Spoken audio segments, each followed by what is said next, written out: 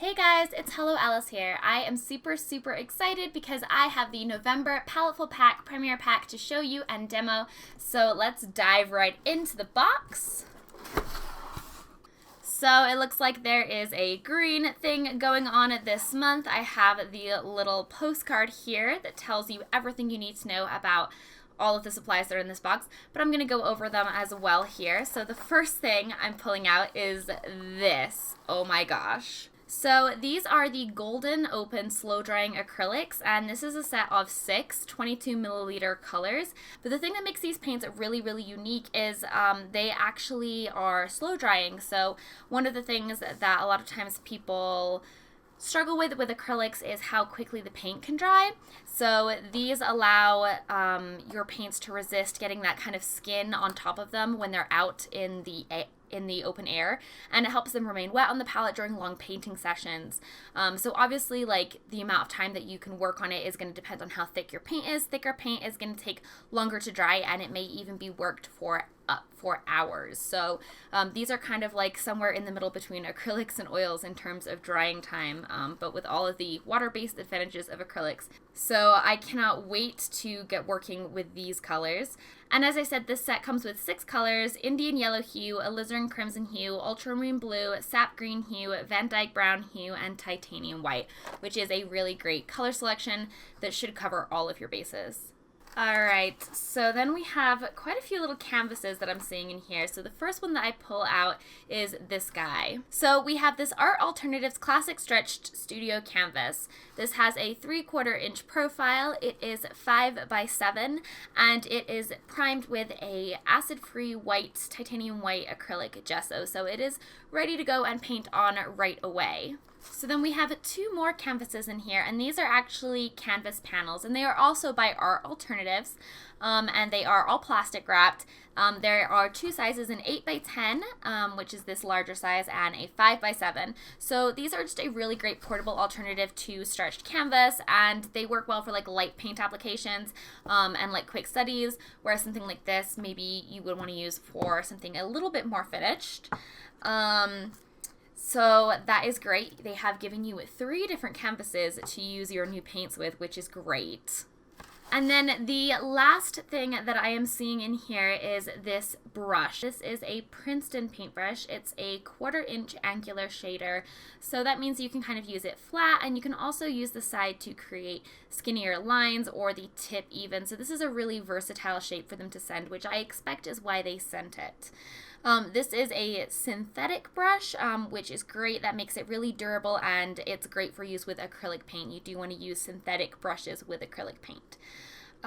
So that is the last thing in the box. So this is a quick overview of everything that came in the box this month. So we do have the Golden Open Acrylic set, which is got a retail value of $33.95. The Stretch Studio Canvas, which has a retail value of $6.99. The Paintbrush, which has a retail value of $7.25. And then the 2 canvas panels, which have a combined retail value of $3.58. So definitely a substantial box this month. I am so excited. I'm going to grab one of these panels and kind of start playing around with these acrylics and see what we can create.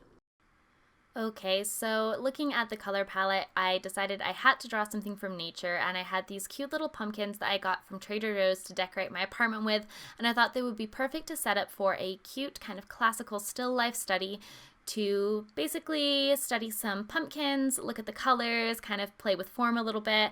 And one of the things that the little postcard mentioned was that these panels, the thin panels, are great for studies. So I thought that would be something perfect to do, would be to do a little study. And I love doing studies in acrylic. I love painting in acrylic in general. It is one of my favorite mediums. So it was really nice to come back to it. The way that I created this painting was, the first thing I did was I sketched things out really loosely after I set up my still life. When I work with acrylic, I don't sketch with pencil. I just use watered down, usually my lightest color, so usually yellow, sometimes brown, but generally yellow or yellow ochre. And then I just kind of use that to loosely, very loosely rough out like kind of where the shapes are. And then I actually start blocking in with color. And I try to cover the canvas pretty early on, because it's actually very hard to judge if you're getting the correct colors if you're judging them against white. Now, in this case, it's a little bit different because I actually did change the background. As you can see, I decided to paint the background a dark browny red color. I just thought that added to kind of the classical still life feel that I was going for. And it also gave me an opportunity to use more of the dark brown and the reds and to increase the contrast in the piece a little bit. But it's still important for me to lay out all of the colors at the beginning because it helps me make informed color decisions throughout as I go. So as I continue to add in more detail, I basically start really, really loose and then add in more and more detail as I go. I find that that's the easiest way to do it, and that way you don't spend a bunch of time on one tiny part of the piece, make it perfect, and then realize that it's way too big or way too small. This way you're kind of working the whole piece at once, and it helps prevent you from getting like hyper focused in one area and spending way, way, way too long on it. So that's how my process kind of works. And right now I am working on the main pumpkin, which is the pumpkin in the foreground. And this pumpkin is the one that I spent the most time on because it was the most detailed pumpkin. It has the pumpkin in the back is like a white pumpkin, and this pumpkin was more of it had these cool stripes and like spots on it, and it was orange and green. It was a really, really pretty pumpkin, and so obviously I spent quite a bit of time working on trying to get the modeled look correct, and also trying to make sure that it had a good roundness and a good plumpness and kind of faded back into space. So I did get to use some of the blue in the shadows down at the base and on the right as well to help push that back into space, because I noticed when looking at it that it did get more blue down there, because obviously cooler colors tend to show up in shadows and they do recede into space more than warmer colors. And then just kind of trying to clean things up and increase my contrast and just kind of make it look like the pumpkin. At this point, I'm just slowly adding in more and more detail, going round and around and around, adding in little imperfections to the pumpkin and just the little details that pop out to me that will make it look like a solid actual pumpkin. And I did use just the one brush that was sent with the Paletteful packs for this entire piece, and it was so easy to use just this one brush. Especially, I think, because the canvases sent, none of them were huge. I think the largest is 8 by 10 because they have to fit in the box, obviously. This brush size works really well for all of that. Even blocking in the background wasn't too laborious with the brush, and I was able to get really fine details, especially like in the stem and in all of the little mottled textures. And I was also able to, like I said, lay out the flat areas and lay out large areas really quickly. So I did find the brush was really, really easy to work with, and it was also really easy to clean out, and it didn't bend out of shape or anything like that. The paints were really, really great to work with. They did dry really slowly. I live in Colorado and we don't have any humidity here, so paint normally dries really, really quickly. But this paint did dry quite slowly. I worked wet in wet for most of this process. The trick to working wet in wet is basically to add a thicker layer of paint on top of every single layer. So my paint does tend to get quite thick. You kind of have to sort of scrape it on top.